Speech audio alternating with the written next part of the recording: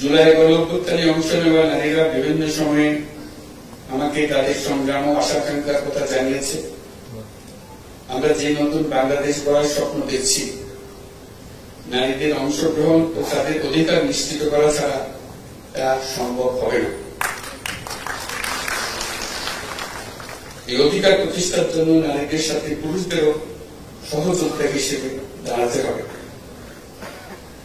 সমাজে নারীদের ন্যায্য স্থান প্রতিষ্ঠার জন্য পুরুষদেরকে উৎসাহী প্রতিযোগীরা এগিয়ে আসার জন্য আহ্বান জানাচ্ছি। নতুন বাংলাদেশে আমরা আমাদের প্রত্যাশী পরিবারকে নিশ্চিতভাবে গড়তে চাই, যেটা হবে সব বাবা মা ভাই বোনের নিশ্চিত ও স্বীকৃত অধিকারের পরিবার।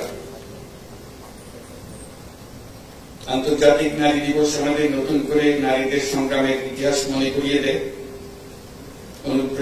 অনুপ্রেরণা আর শহর যোগায়।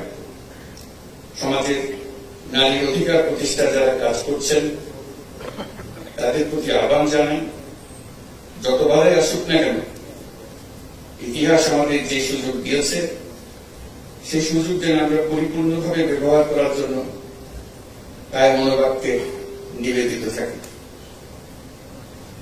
আমরা নতুন বাংলাদেশ গড়বই, এই আমাদের প্রতিজ্ঞা।